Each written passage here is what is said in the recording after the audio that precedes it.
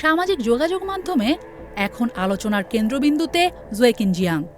2024 সালের একটি অনলাইন লেকচারে তিনি এমন কিছু বিষয় নিয়ে পূর্বাভাস দেন যা এখন বাস্তব অনেক ঘটনার সঙ্গেই মিলে যাচ্ছে। আর সে কারণেই তাকে অনলাইন দুনিয়ায় বলা হচ্ছে চায়নাস নস্ট্রাডামাস, অর্থাৎ চীনের ভবিষ্যদ্দ্রষ্টা। 2024 সালে দেওয়া একটি লেকচারে জোয়েকিন জিয়াং বৈশ্বিক শক্তির ভবিষ্যৎ নিয়ে কয়েকটি বড় দাবি করেন।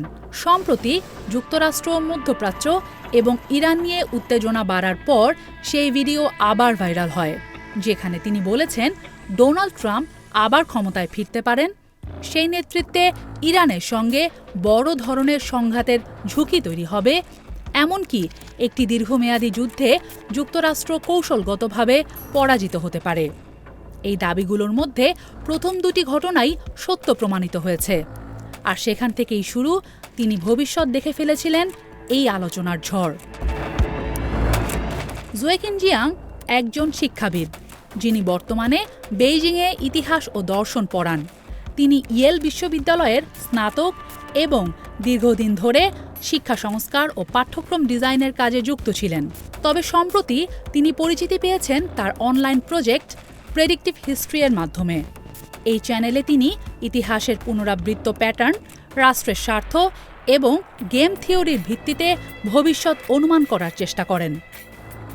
তার বিশ্লেষণ পদ্ধতি মূলত ঐতিহাসিক ঘটনার তুলনা, রাজনৈতিক শক্তির প্রণোদনা বিশ্লেষণ, যুদ্ধ ও সংঘাতের প্যাটার্ন ভিত্তিক ব্যাখ্যা। তিনি এটিকে কল্পবিজ্ঞানের সাইকোহিস্ট্রির ধারণার সঙ্গে তুলনা করেন।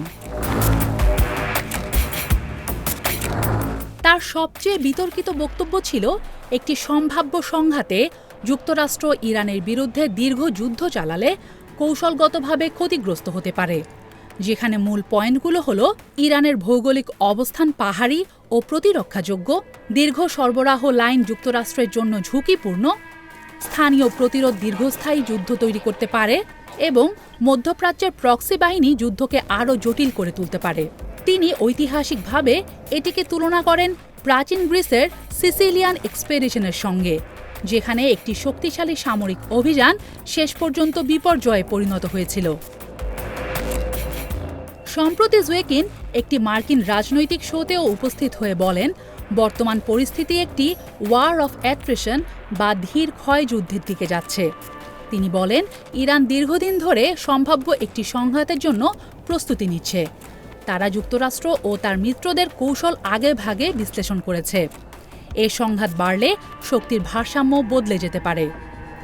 এই বক্তব্যগুলোই এখন সামাজিক মাধ্যমগুলোতে ব্যাপকভাবে ছড়িয়ে পড়ছে। তবে বিশেষজ্ঞদের মতে এখানে তিনটি বিষয় আলাদা করে বোঝা জরুরি।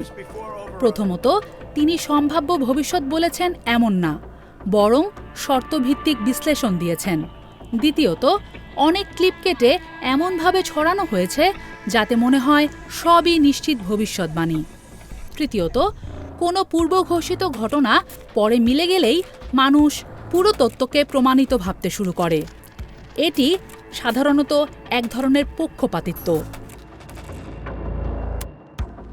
চায়নার নস্ট্রাডামাস নামে পরিচিতি পাওয়া এই শিক্ষাবিদের বক্তব্য এখন বাস্তব রাজনীতি, সামাজিক মিডিয়া এবং ভবিষ্যৎ বিশ্লেষণের সীমারেখা নিয়ে নতুন বিতর্ক তৈরি করেছে।